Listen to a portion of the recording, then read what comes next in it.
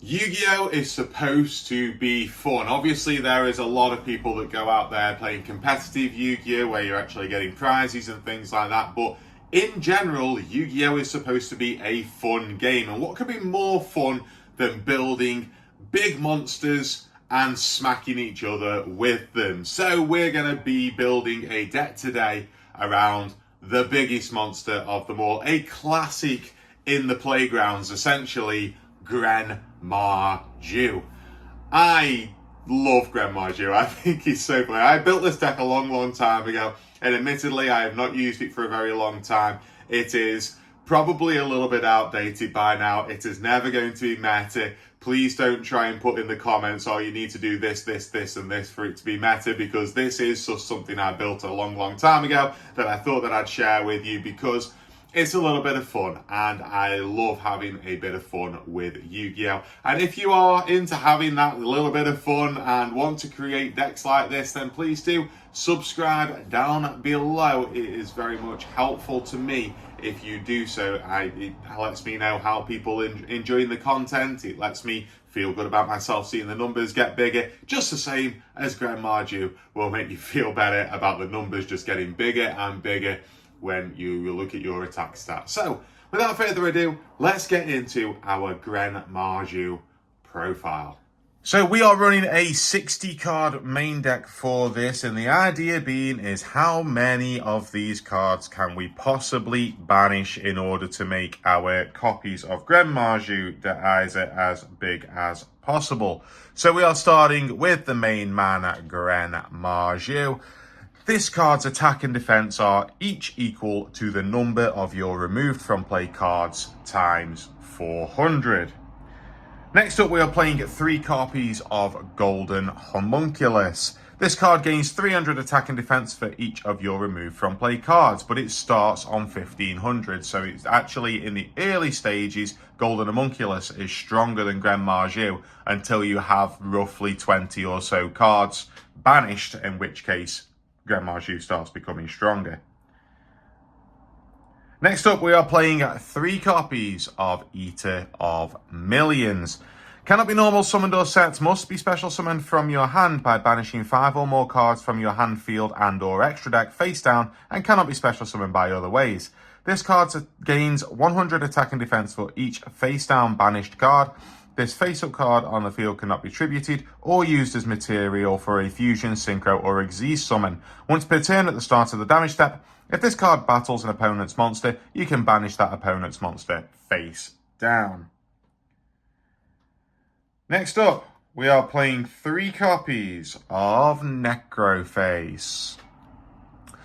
Necroface has the effect of, if this card is normal summon, shuffle all banished cards into the deck. This card gains 100 attack for each card shuffled into the main deck by this effect. If this card is banished, each player banishes 5 cards from the top of their deck or their entire deck if less than 5. Next up, for our main way of banishing a bunch of cards, we are playing 3 copies of Gizmecha the Serpentron Sky Slasher. If this card is in your hand or graveyard, quick effect, you can banish 8 cards from the top of your deck face down, special summon this card. You can banish 3 cards from your extra deck face down, then target 1 face-up monster on the field, destroy it. You can only use 1 Gizmecha the Serpentron Sky Slasher effect per turn, and only once that turn.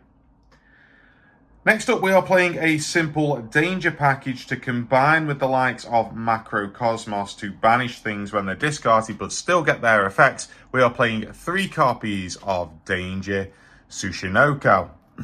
You can reveal this card in your hand. Your opponent randomly chooses 1 card from your entire hand, then you discard the chosen card. Then, if the discarded card was not Danger Tsushinoko, special summon 1 Danger Tsushinoko from your hand, and if you do, draw 1 card.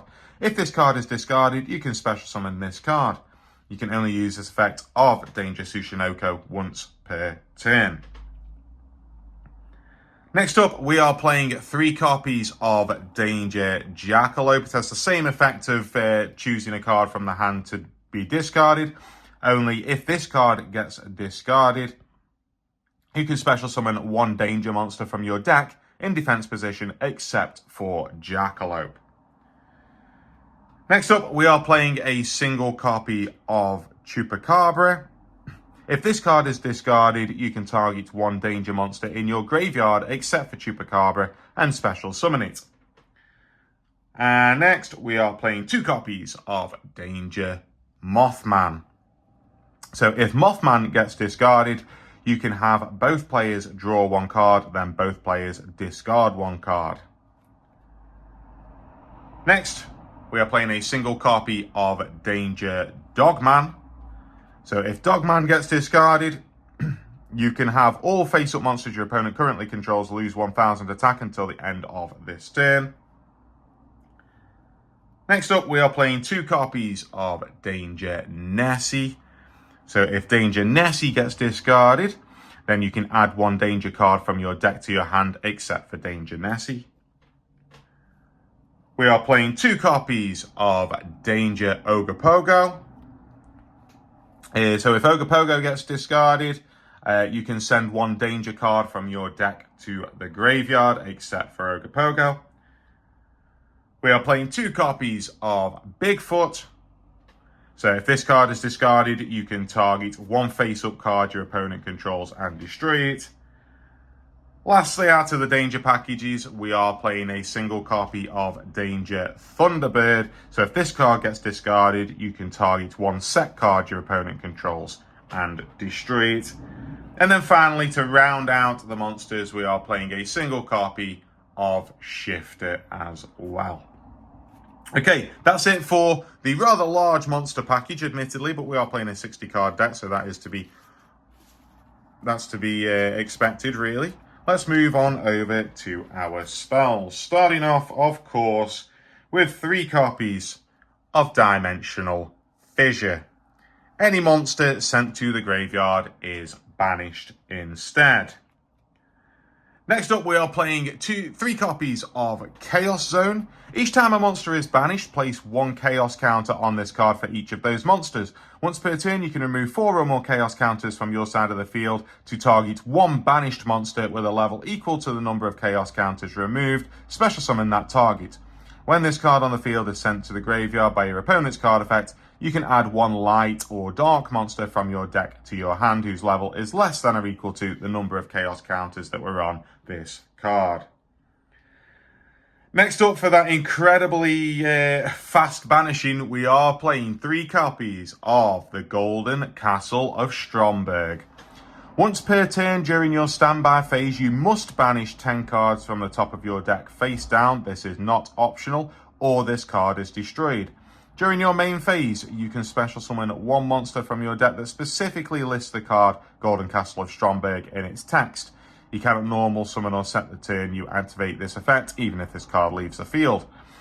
You can only use this effect of Golden Castle of Stromberg once per turn. When an opponent's monster declares an attack, destroy the attacking monster, and if you do, inflict damage to your opponent equal to half the attack that monster had on the field. Next up, for a couple of niche interactions, we are playing 2 copies of Gravekeeper's Servant.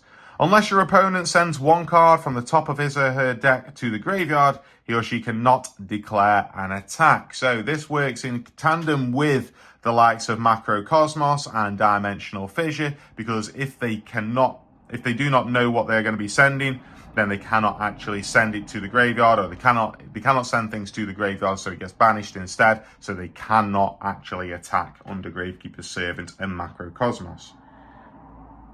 Next up, we are playing 3 copies of Soul Absorption. If a card gets banished, gain 500 life points for each. So we are trying to make ourselves bigger as well as our Gren Maju.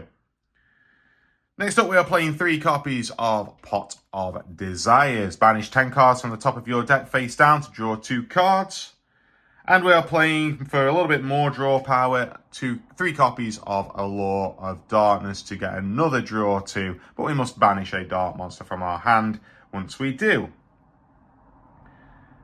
Next up, we are playing 3 copies of Scapegoat. Scapegoat is really good for just kind of surviving turns. Plus, you can go into some really good link plays with Scapegoat.